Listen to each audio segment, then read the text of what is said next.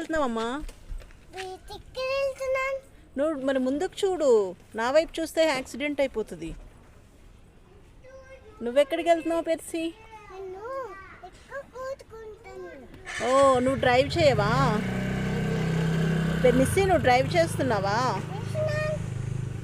ఏంటది, ఏం చేస్తున్నావు?